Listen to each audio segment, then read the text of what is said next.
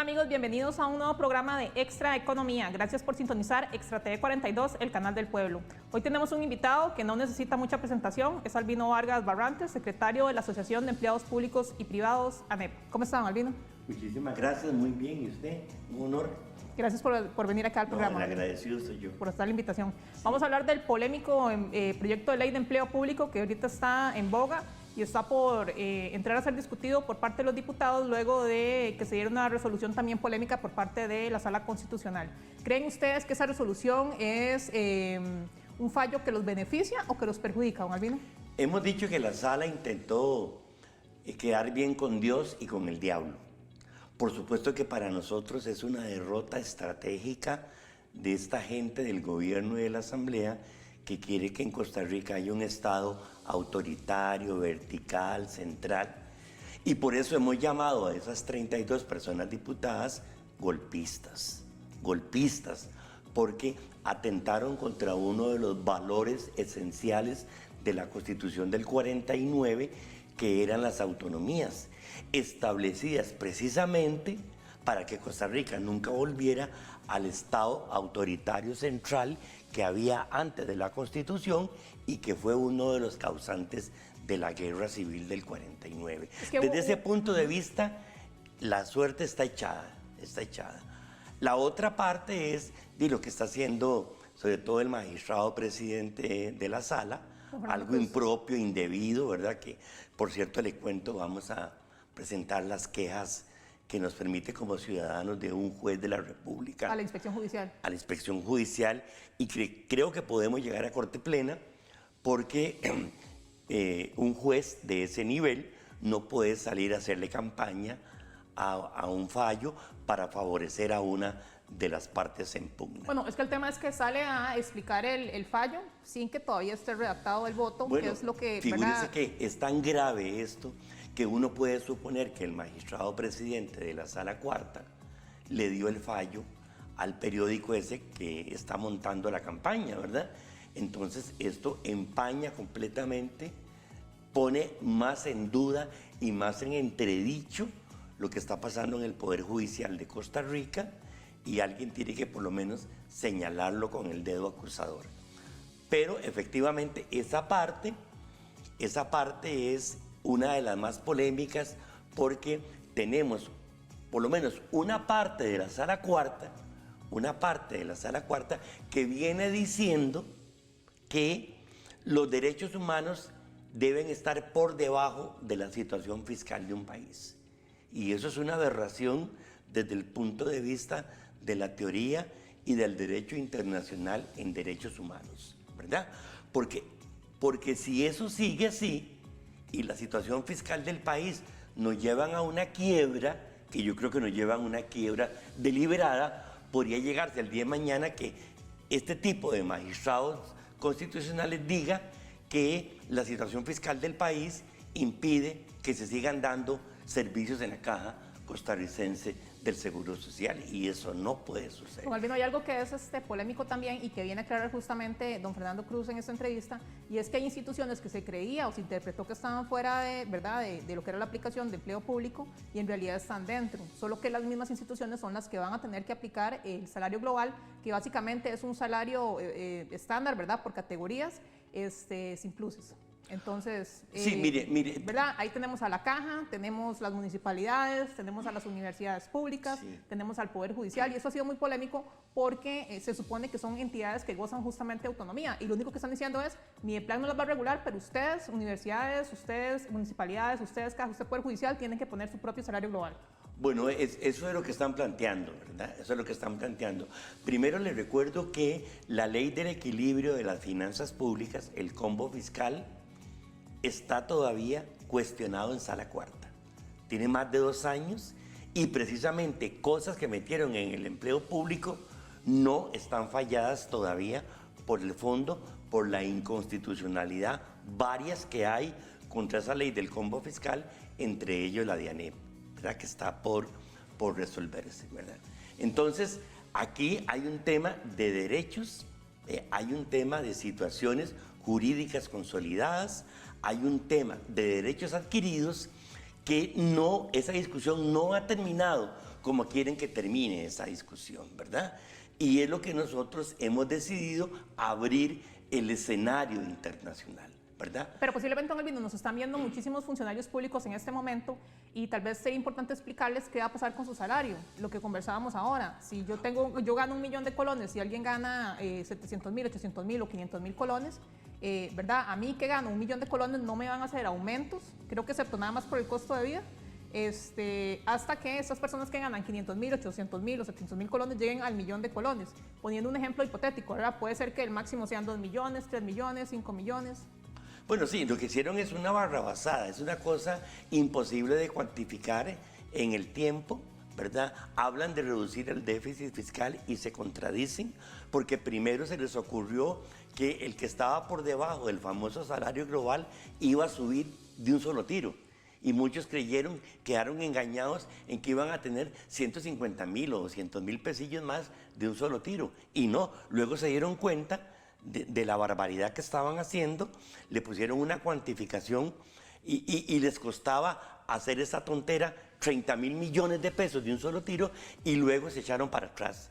Y dijeron no, que va a ser gradual, que va a ser poquito a poco. Vea, esta gente es tan irresponsable, primero que no hay credibilidad en las cifras fiscales. Yo quiero decir eso contundente. Yo creo que las verdaderas cifras fiscales del país, las macroeconómicas, las ocultan, las maquillan o las dos cosas, ¿verdad? Bueno, en el caso de este proyecto ni siquiera se sabe exactamente cuánto ni siquiera se sabe. Se había porque dicho 209.000 millones y el déficit fiscal bueno, es de 2.9 billones, o sea, millones de millones. Sí, no, aquí digamos, tiene que entrar como una especie de auditoría ciudadana independiente para poder conocer la realidad de las finanzas públicas. Nosotros creemos en ANEP y la gente que nos ayuda nos ha hecho ver eso, que estamos en puertas del default, ¿verdad? De la quiebra del Estado. Y la cadena de préstamos que hacen fila, ¿verdad? Que Carlos Alvarado ha mandado varios préstamos en fila y le ponen el nombre de apoyo presupuestario, son pistas, son señales de que efectivamente la realidad fiscal del país no la sabemos la gente, la ciudadanía no la sabe. Y esto del empleo público, perdón, yo creo que es una gigantesca cortina de humo, porque además el empleo público en estos momentos responde a una gran campaña ideológica, ¿verdad? A una campaña de mucha difamación a lo largo de los últimos tiempos en contra de todo lo que es sector público. ¿Pero para qué? ¿Qué ganan con eso? Bueno, yo lo que creo es allanar el terreno para facilitar privatizaciones de fondos que no se han podido dar. De instituciones públicas. Claro. Alguien tiene números en su mente. Si usted tiene una empresa tan exitosa como el Instituto Nacional de Seguros, con 125 millones de dólares de rentas el año pasado, usted con la ideología neoliberal, y eso que está haciendo en manos del Estado, ¿entiende? Entonces ahí falta el ICE, falta la IA, falta el INSS, falta la misma Recope, con todo lo polémico que sea, la compañía de Fuerza y Luz, lo que queda de los bancos públicos, la caja, esos manjares que siguen siendo empresas públicas y todas exitosas, siguen sin privatizarse. Pero se dice que hay 322 instituciones públicas en este país. ¿No le parece que es un exceso? Usted puede hacer la reforma del Estado que se necesita. Estamos claros en eso. Que hay duplicidades institucionales, estamos claros en eso. Pero usted no puede hacer una reforma una reforma del Estado solo por una cuestión de reforma fiscal que además es incompleta. Porque si usted quiere arreglar el problema de las finanzas públicas del país, usted pone en la mesa empleo público, exenciones, exoneraciones, evasión, elusión, secreto bancario, dinero sucio del narcotráfico y del crimen organizado. Usted pone sistema tributario, usted pone todo en mesa para que desde las distintas perspectivas de la sociedad, todos digamos, popularmente casemos. Ah, no, pero aquí es solo el sector público y el sector público. Y han cogido el sector público, pero también para sus negocios, Por Dios santo, ¿cómo se hizo Meco y H. Solís de los multimillones que lograron acumular y con dineros públicos, con dineros públicos de infraestructura vial? ¿Me entiende? Entonces, una parte del sector público que lograron privatizar era también fondos públicos. Que solamente ahí se habla de que podría ser un aparente desfalco de 78.000 millones al Estado, pero ustedes han dicho que ustedes sienten que esta reforma no impacta o no baja de manera considerable el déficit fiscal. Vamos a ver lo que nos dijo el economista Daniel Suscher acerca de ese tema, para que lo pueda comentar don Albino. A raíz del fallo de la Sala Cuarta, donde le dan visto bueno prácticamente a un 80% de esta ley de empleo público que se pide a gritos hace muchísimo tiempo, podemos desgranar varias aristas. Una y la más importante tiene que ver con el salario global, que podría dar ahorros entre 1.31% hasta 1.79% según algunos cálculos, y por supuesto en algunos periodos importantes a lo largo de los próximos 15, 20 años en nuestras finanzas públicas con respecto, por supuesto, al Producto Interno Bruto. Esto lo que trae consecuencia positiva. ¿Cómo lo Bueno, ven? en primer lugar, el 1.71 de economía en las finanzas públicas que él dice se puede obtener de otra parte sin sacrificar a los asalariados, ¿verdad? Y este tipo de economistas tiene que ponerse a estudiar en serio lo que dice la OCDE en cuestión tributaria. Pero la que OCDE... es una de las cosas que no han querido entrarle duro en este país a la cuestión tributario fiscal. Pero la misma OCDE dice, don Albino, que el 50% de los ingresos del país, del gobierno, se va en el pago de planillas. Dice que se va en pago de planillas porque la OCDE no ha cuantificado los gigantescos montos de evasión fiscal, elusión fiscal, 8 puntos de PIB, exenciones y exoneraciones, 6 puntos de PIB.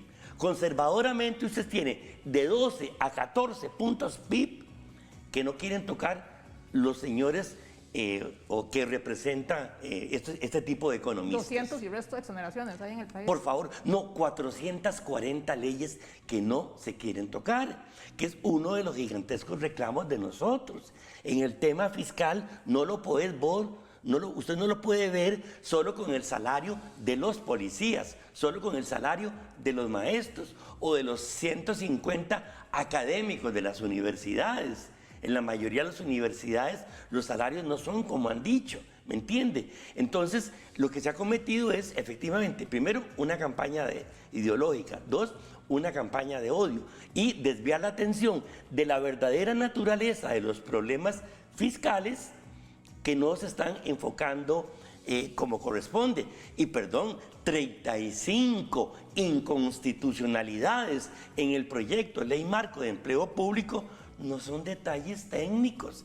Esa es la visión autoritaria, totalitaria que tenía el proyecto con el super Mideplan que querían crear, ¿verdad? Carlos Alvarado dice detalles técnicos. No, son inconstitucionalidades. Creo que el mismo empresariado, que es enemigo del empleo público, tiene cierta preocupación porque los tiempos no van a dar. Dice que lo habían advertido, que no era el camino. Los que tiempos no van a dar para corregir 35 inconstitucionalidades en medio de una campaña política que promete ser ardiente. Y la discusión del presupuesto que ya viene. La discusión del presupuesto, y perdone, pero no están tocando en cuenta la ebullición social que ha venido incubándose y que mi pronóstico es que la vamos a ver en próximas fechas en una gran expresión que yo espero sea superior a las que hemos visto en los últimos años. Se ha dicho y se ha defendido que el salario de los empleados públicos no se tocó porque en parte favorecía a la reactivación económica, porque al estar el sector privado deprimido, era justamente el sector público el que estaba ¿verdad?, defendiendo el consumo o sosteniendo el consumo. Ahora quieren, digamos, el salario, no sé si sea el momento de hacerlo, dicen que no se hace ya, no se hace nunca, pero no sé si sea el momento en media pandemia de decirle a la gente, le voy a rebajar el salario.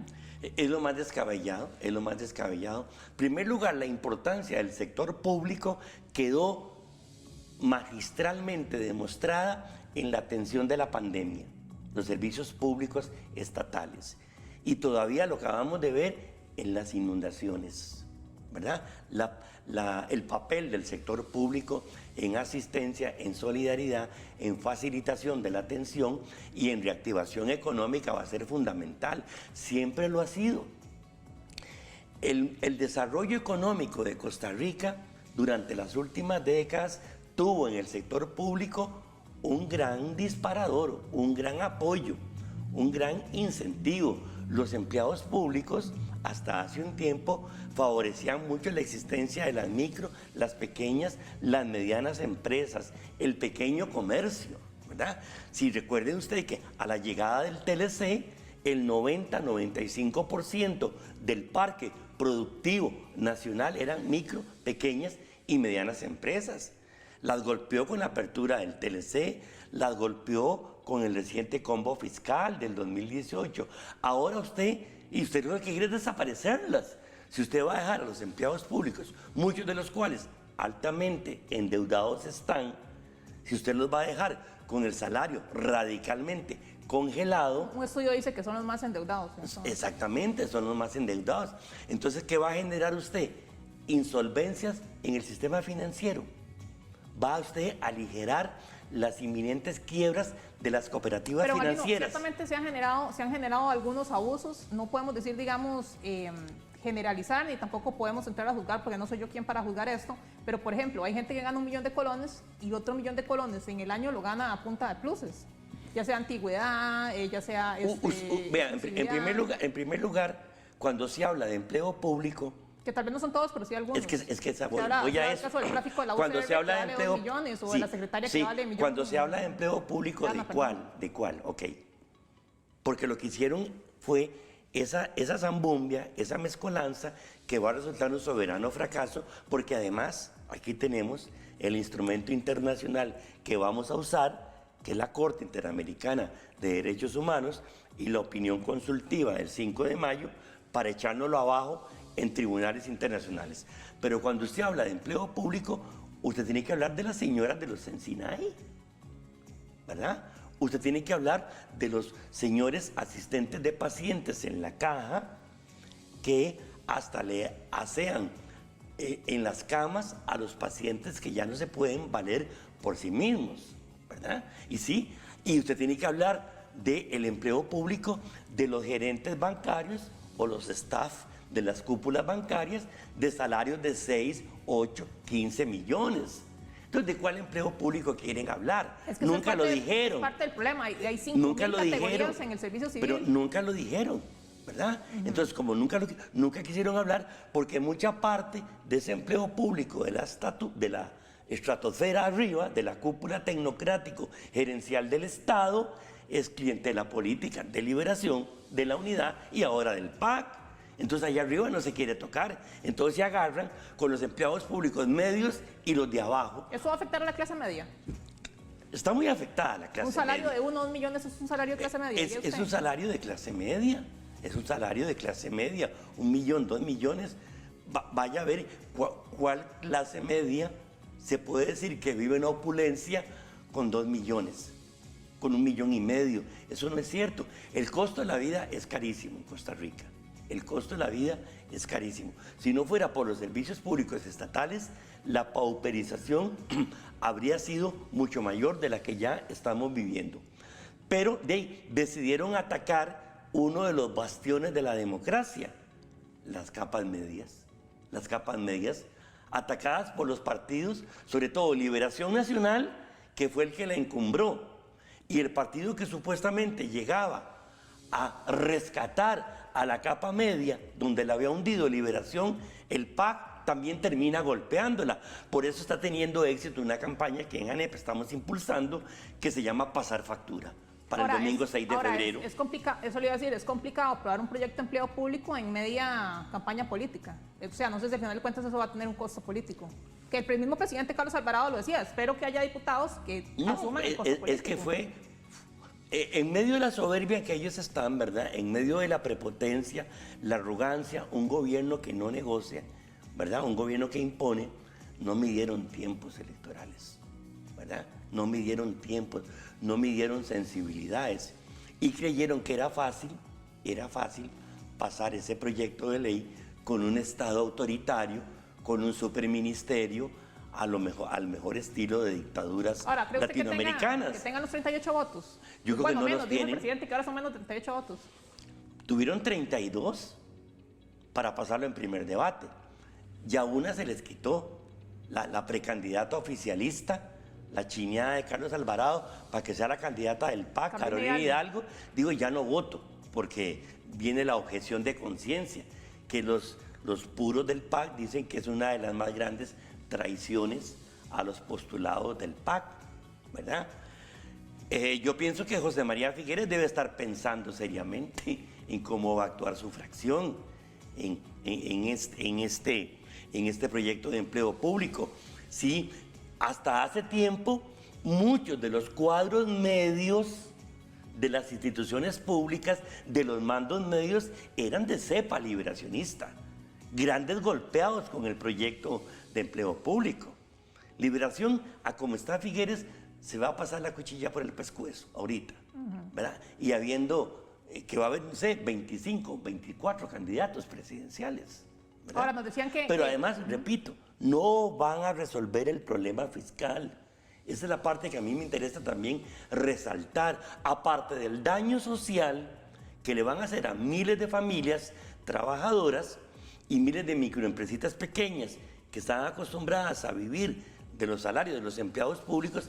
El problema fiscal no se resuelve. Nos van a seguir hundiendo más empréstitos y 8 o 11 millones diarios, María Siu, 8 o 11 millones de dólares diarios en pago de intereses de la deuda. ¿Cuál país va a soportar eso? No, Albino, pero también está el tema de, bueno, se dice que hay más o menos como, corríjame si estoy equivocada, 240,000 empleados públicos y esos son 22,000 los que quedarían ganando con pluses y los demás pasarían a categorías. No se sabe el costo de esas categorías, finalmente, ¿cuánto va a ser? Nada de eso está cuantificado, absolutamente nada de eso está cuantificado. Siguen especulando, ¿verdad? Siguen especulando y reitero, muchos tenemos una gran desconfianza en las cifras fiscales que maneja Elian Villegas en Hacienda. Pero ¿usted cree que sí el Estado creció mucho en planilla y que sí tiene que haber una solución de disminuir estos salarios o de hacer un reacomodo o reordenar las cosas? No, y que yo lo que creo es que hay que reordenar, pero efectivamente la reordenación que hay que hacer hoy en día tiene otro carácter. ¿Por qué? Porque creció la desigualdad, creció la pobreza, creció la exclusión social. No hay reactivación económica y no va a haber reactivación económica sin un aparato público fuerte y contundente apuntalándola. Porque Eso se sabe, eso se sabe. Entonces, perdóname. ¿Cómo vas a retirar vos al Estado de prestar servicios sociales y económicos en Punta Arenas, en Limón, en el Guanacaste pobre? Porque el Guanacaste rico del turismo no está distribuyendo bien el crecimiento en el turismo en el Guanacaste pobre, ¿verdad? Entonces, ¿cuál es la reforma del Estado que usted va a hacer? No, es que le decía que algún candidato... Entonces, hay que hacerla, perdóname, adecuándola a la realidad socioeconómica de la Costa Rica de la tercera década del siglo XX. Es que un candidato presidencial decía que él recurriría que es don Rolando Araya, que él recurriría al diálogo social, pero muchas veces la gente interpreta como que los sindicatos siempre dicen no a todo y no ofrecen otra solución. No quiero empleo público, pero entonces ¿cómo lo ordenamos? No, es que le voy a decir, hasta el día de hoy, el sindicato que han querido los gobernantes, el diálogo social que quieren los gobernantes es, vea, legitímeme esto. Venga, siéntese en la mesa.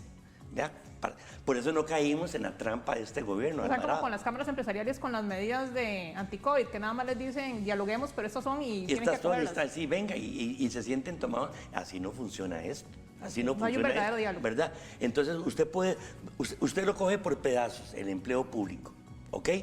Pobreza en Punta Arenas, ¿verdad? Desigualdad en Punta Arenas, exclusión económica en Punta Arenas. ¿Qué tiene que entrar ahí? Infocó hacer emprendimientos microcooperativos, banca de desarrollo, pero de verdad. ¿Verdad? El IMAS, atender el deterioro familiar, la drogadicción, ¿verdad? Con el IAFA, ¿verdad? El PANI, a los niños agredidos. Una verdadera articulación. Exactamente, entonces usted hace la reforma del Estado y la entronca con Punta Arenas. Hacen lo mismo en Limón, ¿verdad? Hacen lo mismo en las barriadas marginales de San José, ¿verdad? A donde tenemos que tener inversión privada también, ¿verdad? Se nos ha ido el tiempo, don Albino, pero Sí, ciertamente vamos a ver que este tema creo que va a dar de qué hablar no solo en las calles, sino también en la Asamblea Legislativa ahí por parte del gobierno, y como ya le dice usted, van con una demanda internacional a raíz del voto de la Sala Constitucional. Amigos televidentes, les agradecemos mucho la sintonía, don Albino, por haber estado en este programa. Un honor, muchas gracias. Y nos vemos el próximo lunes en Extra Economía. Vamos a cerrar con una pequeña inserción de don Fabio Macís, director ejecutivo de la Unión de Cámaras, donde él expresa que está preocupado por el procedimiento que va a seguir ahora en la Asamblea Legislativa este proyecto. Nos vemos la próxima semana y no se olviden sintonizar Extra Economía.